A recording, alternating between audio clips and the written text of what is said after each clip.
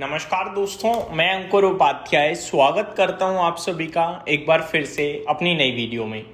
भारतीय बाजार में एक्सपायरी का असर पूरी तरीके से था। आज के सेशन में 24,000 निफ्टी पार करने में असफल रहा है। अभी तक 3:13 का समय हो रहा है और अब मेरे हिसाब से एक्सपायरी खत्म हो रही है। ठीक है, अब यहां से अगर ऊपर चला भी जाता है ना तो एक्सपायरी ने अपना काम कर दिया। 24,000 का कॉल राइटर टिका था, डटा रहा, हार नहीं मानी, एट द एंड पैसा बना के चला गया। क्योंकि अब तो ऑटोमेटिक पोजीशन कट होने लगी होगी, स्क्वायर ऑफ होगी, टाइम खत्म। और बात करें इतनी तेजी की तो एज एक्सपेक्टेशंस थी, इतनी तो उम्मीद पूरी थी कि बाजार ऊपर जाएगा ही जाएगा। तो बाजार ने आज पूरी तरीके से डेटा और लेवल्स के अकॉर्डिंग काम किया है।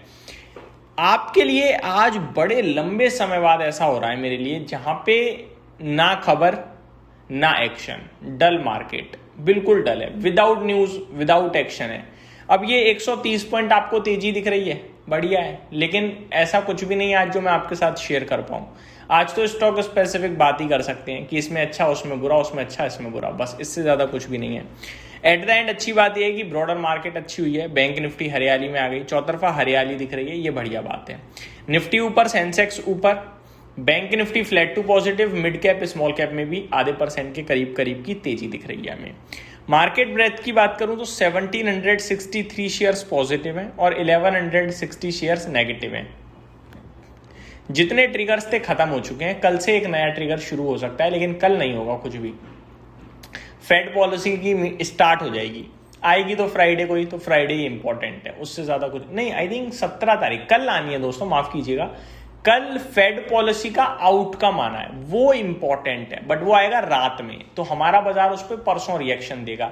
और फ्राइडे अपने आप में बहुत इंपॉर्टेंट है ही, क्योंकि यूएस और ईरान के बीच में ऑफिशियल लेवल पे डील साइन होनी है फ्राइडे को। तो आज और कल इंडियन मार्केट टाइमिंग के हिसाब से कोई न्यूज मुझे नहीं दिखती है, और होगी तो वो एट द टाइम आपके साथ में शेयर करूंगा। इस बीच में बाजार कैसा रहेगा? बाजार न्यूट्रल रहेगा, क्योंकि कुछ नेगेटिव नहीं है तो गिरने का मतलब नहीं बनता।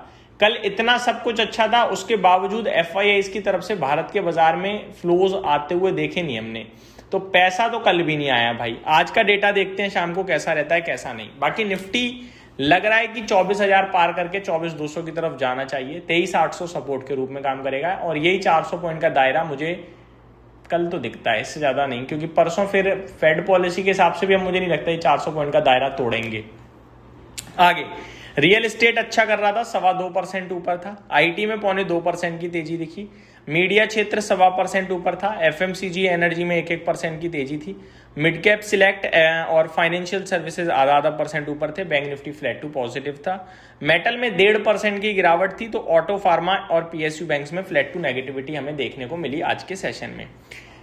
टॉप स्टॉक्स में सोनाटा सॉफ्टवेयर 20% का सर्किट मार दिया है इसने, ये कमाल की तेजी में देखने को मिला है। फैक्ट में 10% की तेजी दिखी है। एमएमटीसी 7.5% ऊपर था। पीजी इलेक्ट्रोप्लास्ट में 7% की तेजी। आदित्य बिरला रियल एस्टेट में भी 6% की तेजी। आज मैंने डिटेल्ड वीडियो जीआईसी आरई के ऊपर बनाई कि ओएफएस के चलते शेयर गिरा है। 357 के करीब अगर मिलता है तो वहां ध्यान दे सकते हैं, कल के लिए निवेश करने के लिए, ट्रेड करने के लिए, जो मर्जी। आज स्टॉक 357 छोड़ो 356 का लो लगाया है, अभी 359 359 पे ट्रेड कर रहा है। 13 मिनट बचे हुए हैं, मेरे को लगता है कल इसमें रिबाउंड आना चाहिए 2% प्लस का मिनिमम साइड पे।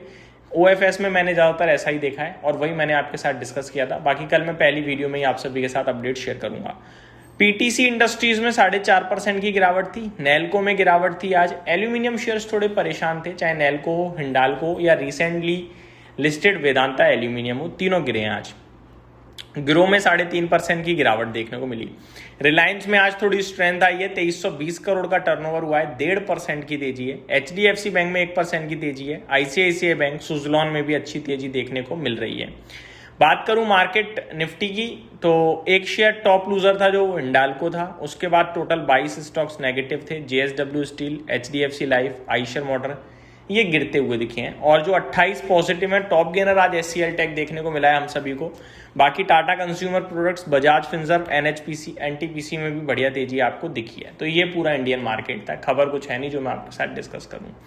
बढ़ते हैं आगे दोस्तों आप सभी के साथ ग्लोबल लेवल पे। तो ग्लोबल लेवल भैया एलॉन मस्क साहब की स्पेस एक्स कमाल कर रही है। अभी वापस से ऊपर ही दिख रहा है, ये स्टॉक नीचे नहीं दिख रहा भाई।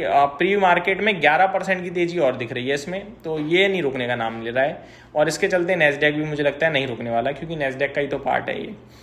कच्चे तेल की बात करें तो ये आ गया भैया $81.5 प्रति बैरल। अब मेरे को नहीं लगता कि किसी को भी कोई सवाल रहा होगा कच्चे तेल से। मुझे लगता है अब देखना भी बंद कर देना चाहिए हमें, जब तक बड़ा मूव ना आ जाए, क्योंकि ये तो भैया बहुत फायदे वाली बात हो गई। अभी हमारे आरबीआई गवर्नर साहब कह के गए थे कि $95 का हमारा अनुमान है कच्चे तेल का। आपको 81 मिल रहा है, आप तो भगवान जी के आगे हाथ जोड़ रहे होगे अब दिन के दिन, हर दिन।